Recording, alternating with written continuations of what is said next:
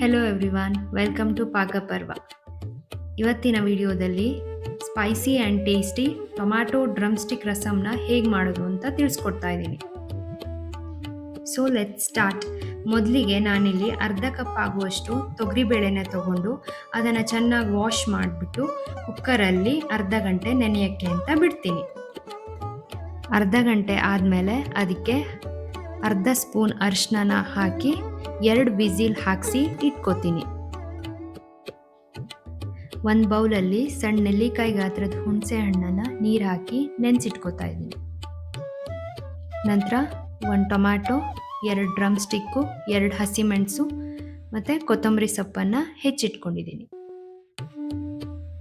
Cooker whistle ಇಳಿದ ನಂತರ ಅದಕ್ಕೆ ಕಟ್ ಮಾಡಿ ಇಟ್ಕೊಂಡಿರೋವಂಥ ಡ್ರಮ್ ಸ್ಟಿಕ್ಕು, ಟೊಮ್ಯಾಟೋನ ಆ್ಯಡ್ ಮಾಡಿಬಿಟ್ಟು ನಂತರ 1 ಸ್ಪೂನ್ ಉಪ್ಪು,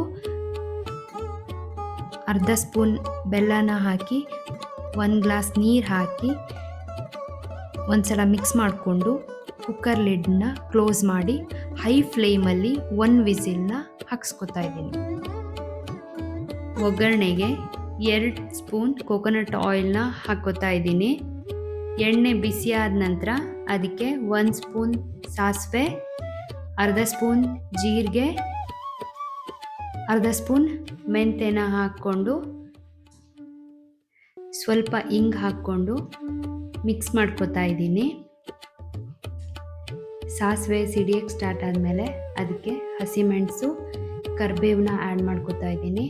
ನಂತರ ಲೋ ಫ್ಲೇಮ್ ಮಾಡಿ ಅದಕ್ಕೆ 2 ಸ್ಪೂನ್ ರಸಮ್ ಪೌಡ್ರನ್ನ ಆ್ಯಡ್ ಮಾಡಿಕೊಂಡು ಮಿಕ್ಸ್ ಮಾಡ್ಕೋತಾ ಇದ್ದೀನಿ.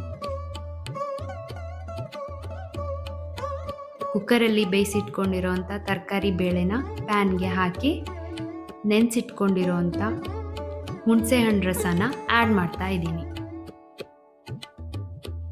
ಕನ್ಸಿಸ್ಟೆನ್ಸಿನ ನೋಡಿಕೊಂಡು ಉಪ್ಪು, ಹುಳಿ, ಖಾರ ಮತ್ತು ನೀರನ್ನು ಆ್ಯಡ್ ಮಾಡ್ಕೋಬೇಕು.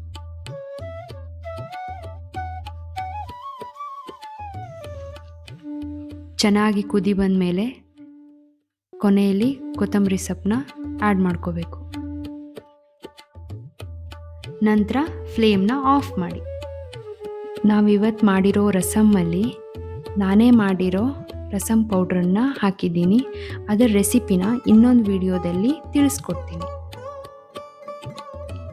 ನೀವು ಈ ರಸಮ್ನ ಮನೆಯಲ್ಲಿ ಟ್ರೈ ಮಾಡಿ ಹೆಂಗಾಗಿದೆ ಅಂತ ಕಮೆಂಟ್ ಮಾಡಿ ತಿಳಿಸಿ.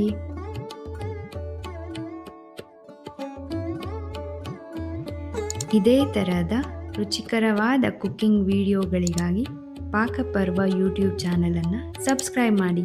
ನಿಮ್ಮ ಫ್ರೆಂಡ್ಸ್ ಆ್ಯಂಡ್ ಫ್ಯಾಮಿಲಿಗೆ ಶೇರ್ ಮಾಡಿ ಹಾಗೂ ಲೈಕ್ ಮಾಡಿ. Thank you for watching Pakaparva cooking channel.